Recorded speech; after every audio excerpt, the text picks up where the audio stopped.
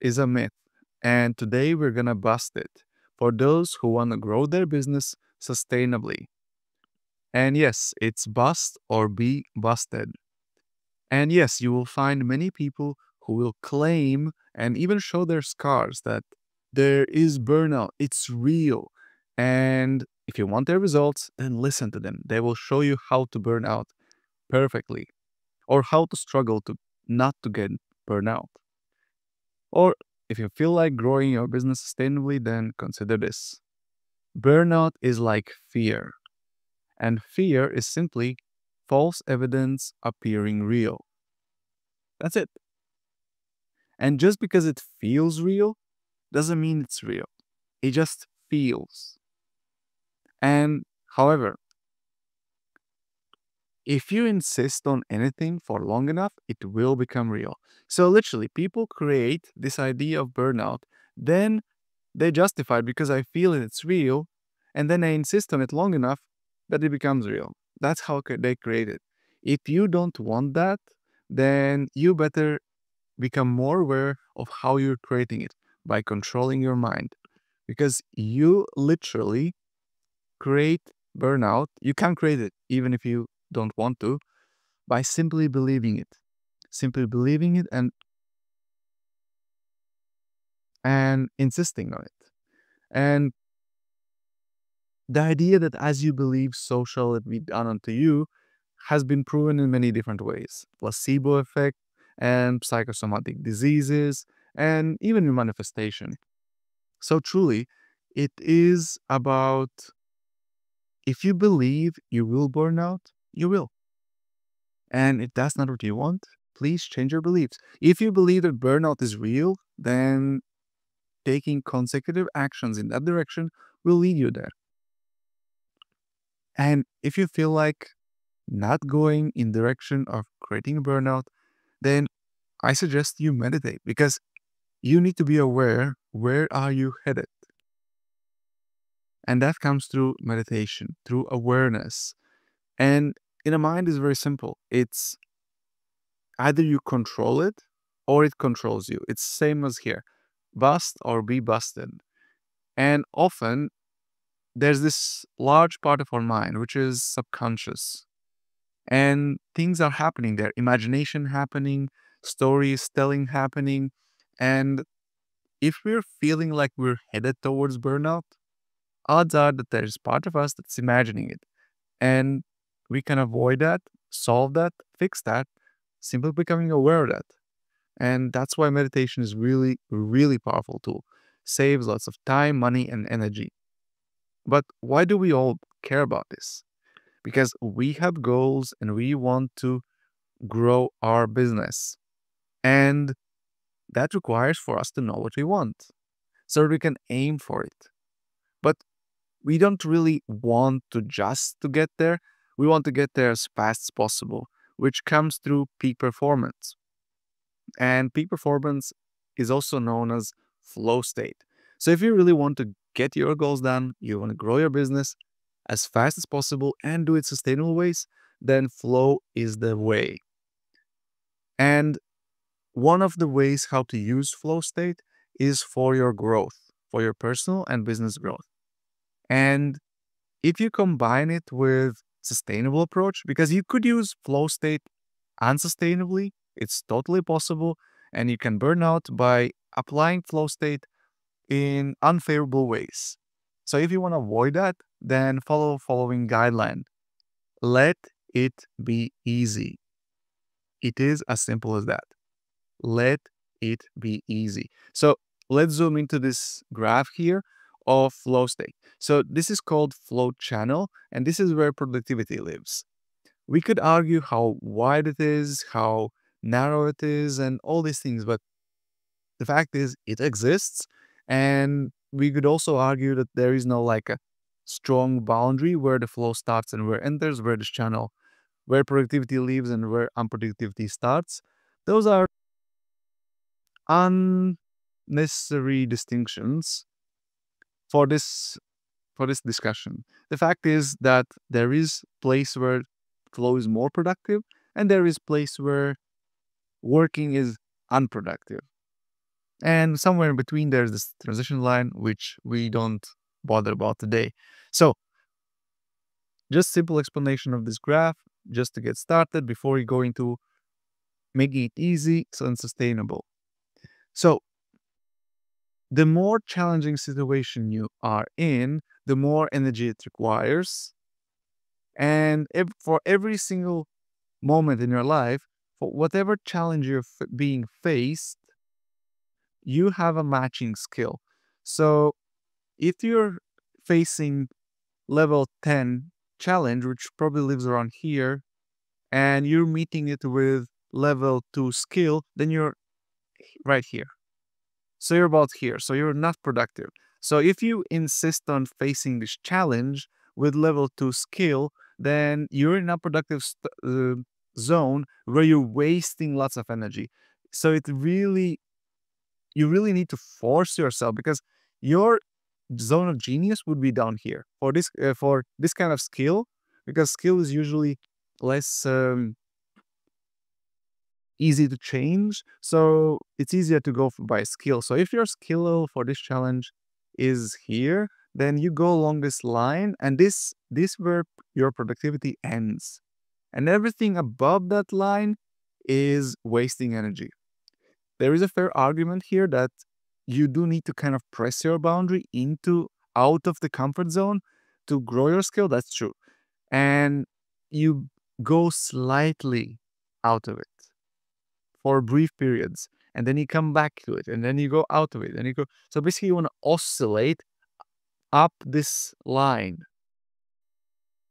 That's the ideal. Ideally, you're here and you oscillate around this line from unproductive to productive, and you kind of stick to this edge, or some way, somehow oscillate upwards while increasing your skill and getting more comfortable facing the same challenge. So this is where it's easy.